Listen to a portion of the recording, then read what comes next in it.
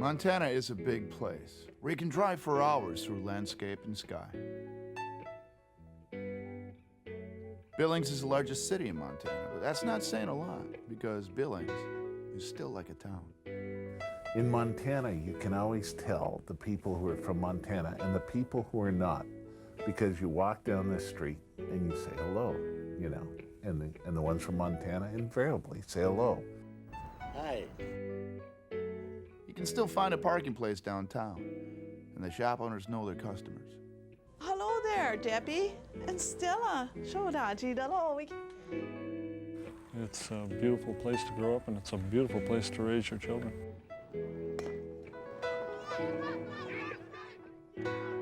Seems pretty idyllic, doesn't it? But there's a crack in this pastoral scene.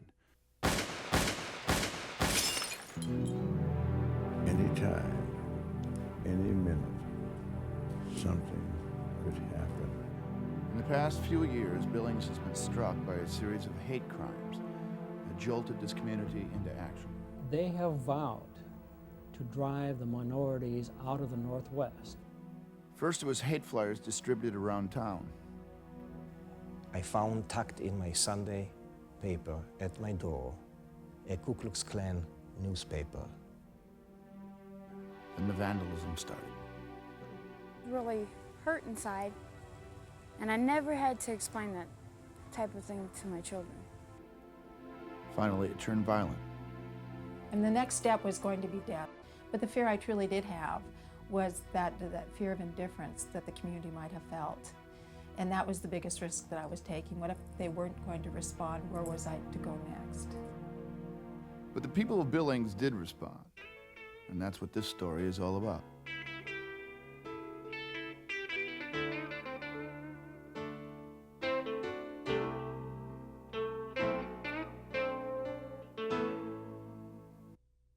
All of us want a safe place for ourselves and our family.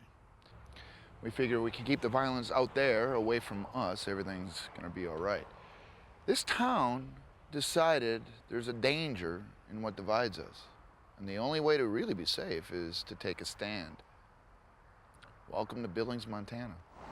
There are 84,000 people in this town. Most of them are not used to being in the spotlight. We went to the local newspaper to find out where the recent wave of hate crimes was coming from. Reporter Greg McCracken covered the story for the Billings Gazette. He showed us some of the flyers that were smeared around town. Oh, they went through a lot of trouble for this one. Who are these people?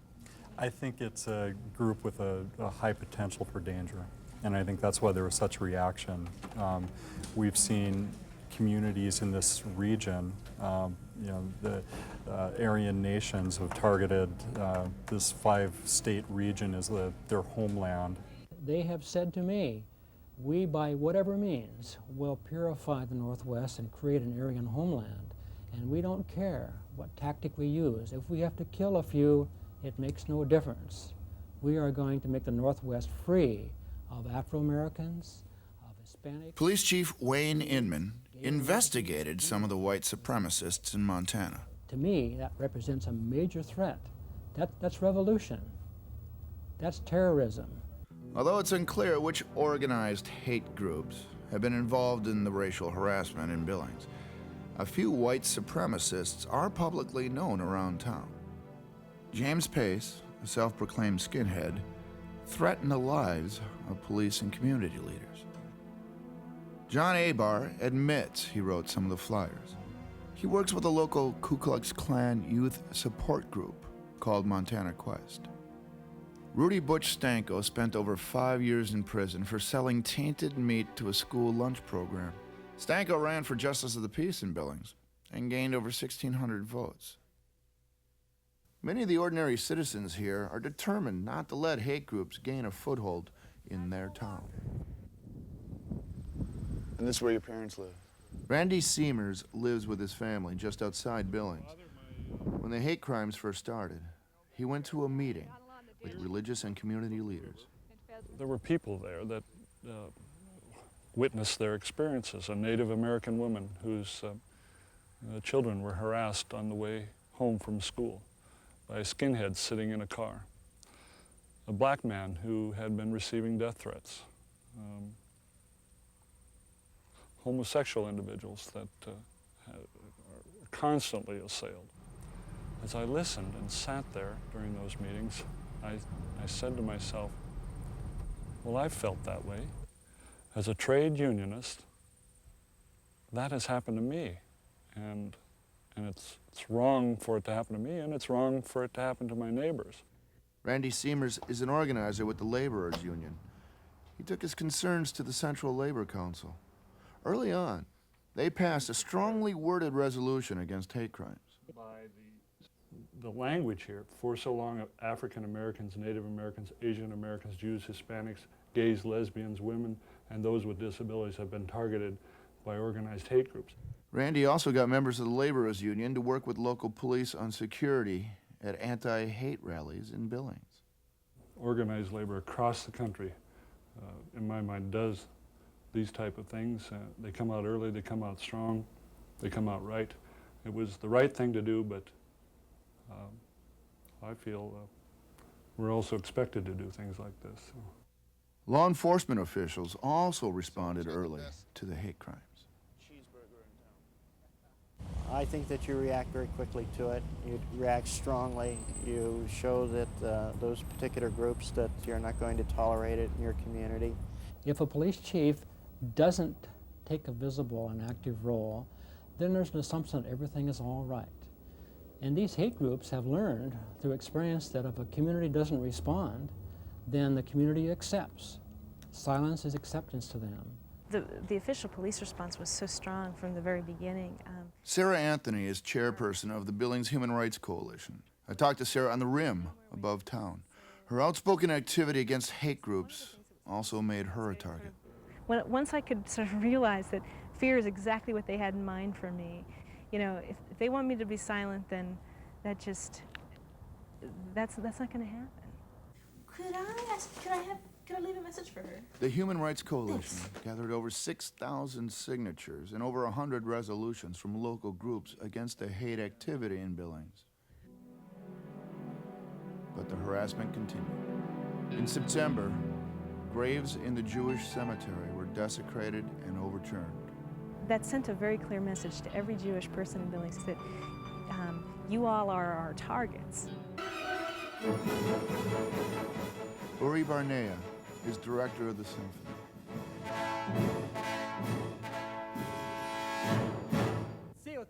He grew up in Israel with his parents, who escaped Nazi Germany. Like other Jews in Billings, Uri Barnea was also a target. There were some stickers next to the synagogues with swastikas or want oil, nuke Israel type of stickers and posters. And I think not long after that, my home was attacked. And that was the first home that was actually attacked during the wave of violent activities here. How was it attacked? A beer bottle was tossed through the front door, the storm door of my house. Tammy Schnitzer and her husband Brian are members of the Human Rights Coalition and have also been targets of hate crimes. We have a burglar alarm system in the house. We have guns in the basement locked up, and that's not going to protect my children from a brick coming through their window. It's not going to instill that sense of pride that they should feel as they're walking down the street and proclaim that they're Jewish. Tammy Schnitzer is fourth-generation Billings. She married physician Brian Schnitzer and converted to Judaism. Met my husband 14 years ago, and he sat me down with after a few days and said that there was something that he needed to confess to me. And I couldn't imagine what it was going to be about, and that's when he confessed that he was Jewish. I thought that was just really strange that he felt like he needed to confess being Jewish. To confess that I was Lutheran was just a bit absurd. And maybe because I converted to Judaism, it was easier for me to take a stance, because I knew what it was like to be in Billings, Montana. And not being Jewish, I knew what that quality of life was all about, and I wanted that same life for my kids.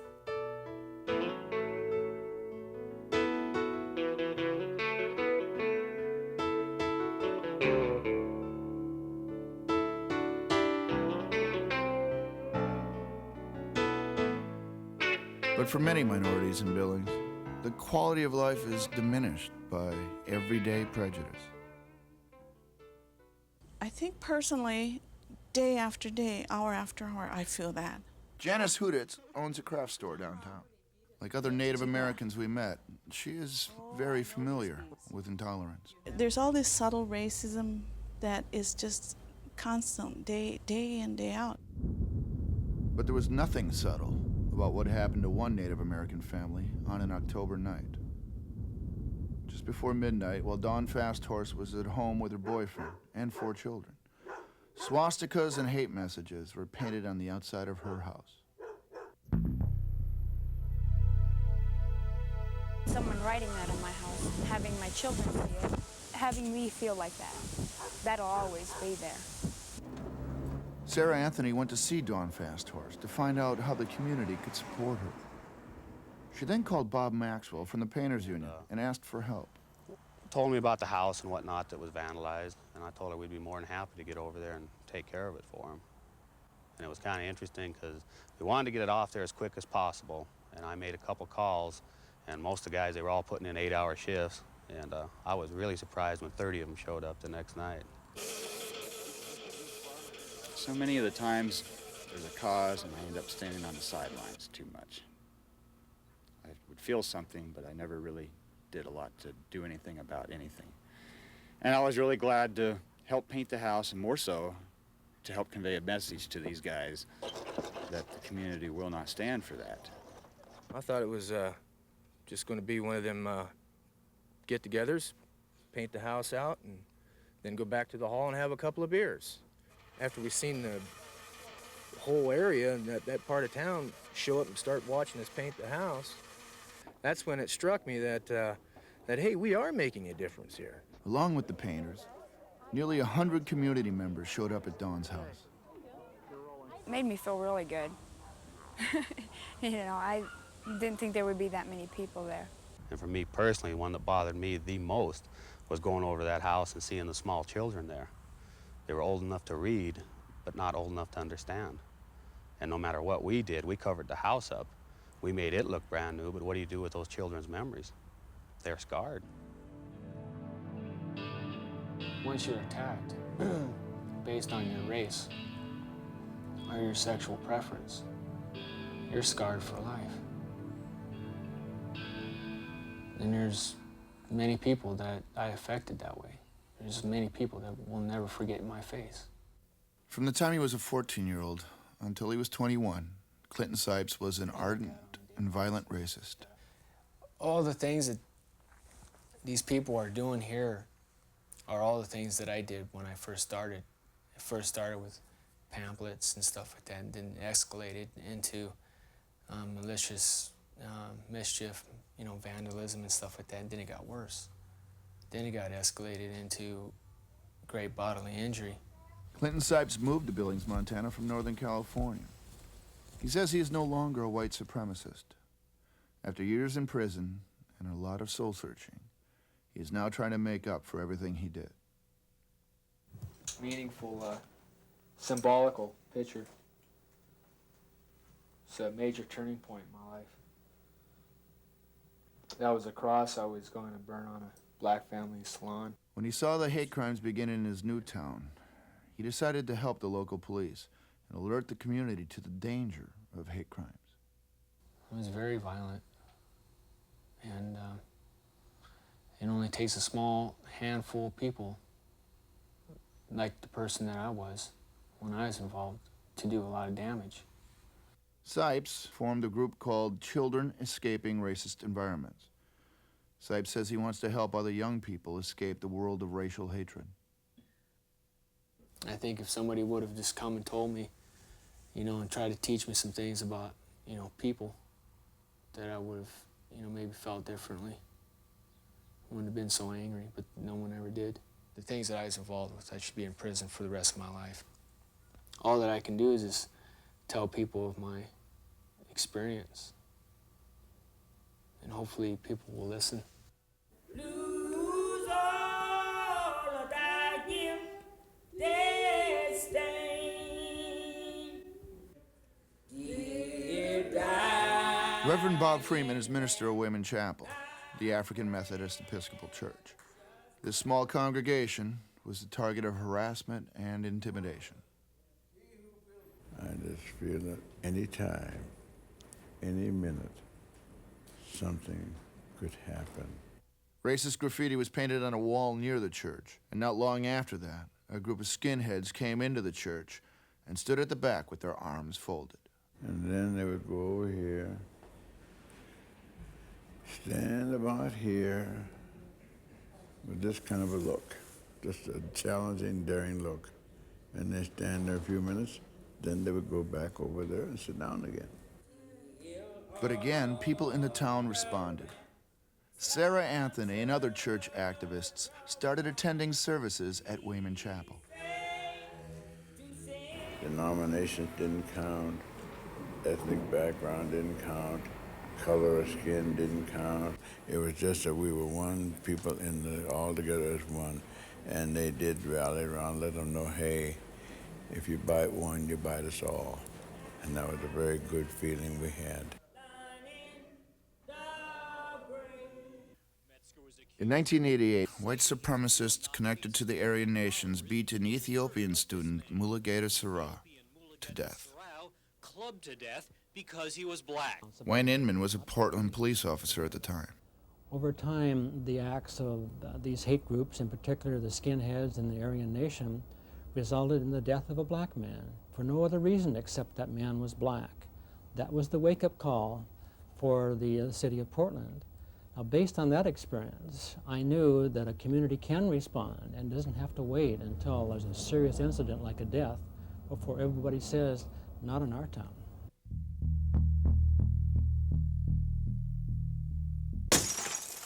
In early December, a section of cinder block crashed through a window in the Schnitzer family home. 6-year-old Isaac Schnitzer had placed a menorah in his window for Hanukkah, the Jewish celebration of freedom from religious persecution. The cinder block landed on Isaac's bed. Luckily, he wasn't in it. Tammy Schnitzer came home from a meeting to find her husband Brian in Isaac's bedroom. Brian was in this very cold children's bedroom, rocking in a chair with no sheets, and the room is vacuumed, crying. An emergency room physician who's seen some horrible things, who's been under control for many, many years, suddenly broken down.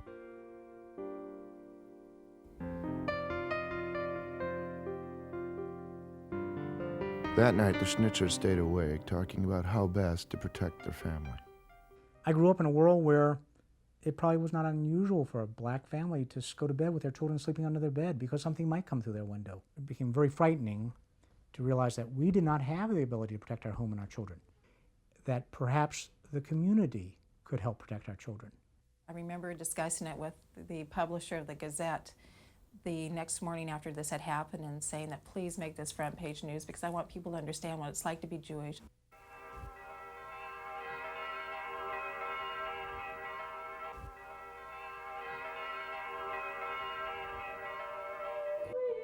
Religious and community leaders wondered how to help the town understand what it was like to be persecuted. I guess it was a question of looking for an image that kind of put this together. Gary Svee, an editor at the Billings Gazette, recalls how the Danish king used a symbol to thwart the Nazis in World War II. At least to me, was during the Second World War, the Danish king is reputed to have come out after the Jewish community there was forced to wear stars by the Nazi occupiers, that he was reported to have come out with a yellow star too. In the spirit of the Danish king, the newspaper printed a full-page menorah for townspeople to tear out and hang in their windows. On December 2nd, 1993, someone twisted by hate threw a brick through the window of the home of one of our neighbors. Today, members of religious faiths throughout Billings are joining together to ask residents to display the menorah as a symbol of something else, our determination to live together in harmony and our dedication to the principle of religious liberty embodied in the First Amendment to the Constitution of the United States of America. The good thing about this town is that everybody said that one day, let's get together. So what we're going to do is put menorahs in our windows, and pretty soon everybody we knew had one.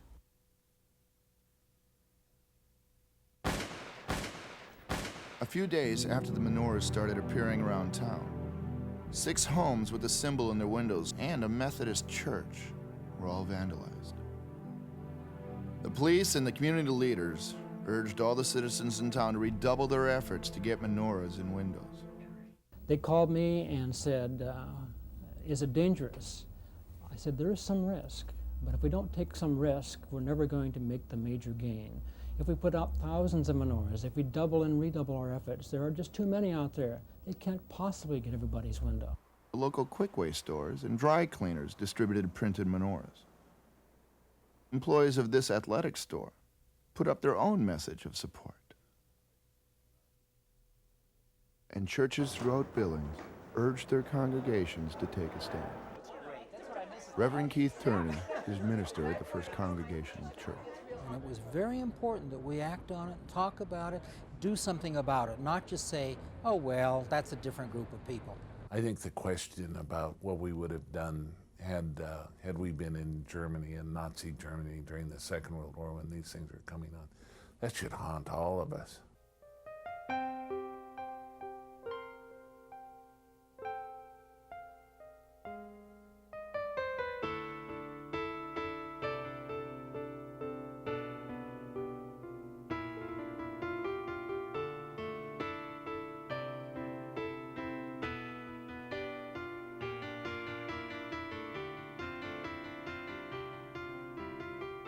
By late December, nearly 10,000 people in Billings, Montana had menorahs in their windows.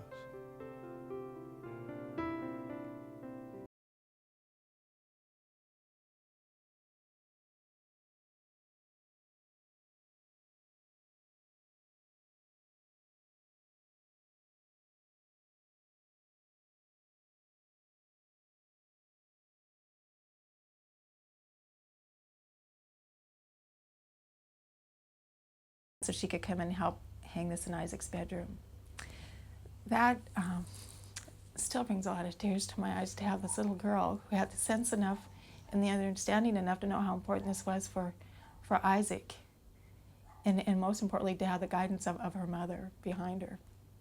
I knew then that going public with this was the right thing to do.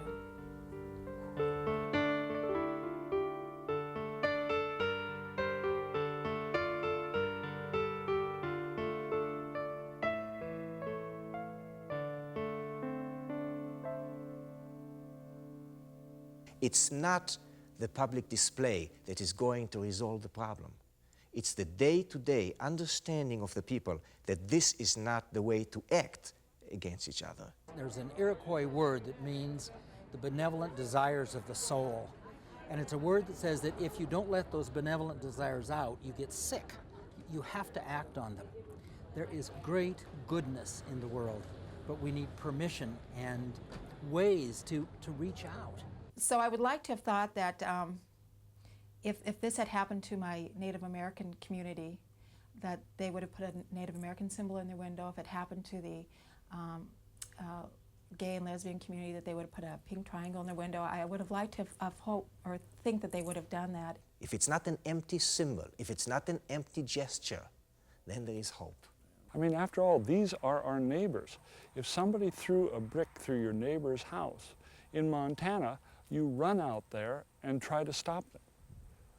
Don't they do that anywhere else in the country? Randy Seamers is like many other people in this town, puzzled at the national attention they're getting for standing up for their neighbors. For the moment, their stand is holding. There have been no more reported acts of hate violence in recent months, but the threat remains. In this particular case, I think the best part of it surfaced. I was very proud of Billings for that. Just one tiny candle we lit, and it wasn't much, but that was something. I really liked Billings, Montana a lot. Life seemed, I don't know, simpler here. I don't mean simpler like not as smart or less sophisticated. I mean more straightforward. You know, it's been called the all-American city. You gotta like that. Especially if you think that America is a place where ordinary citizens will put themselves on the front lines to fight the everyday battle against intolerance.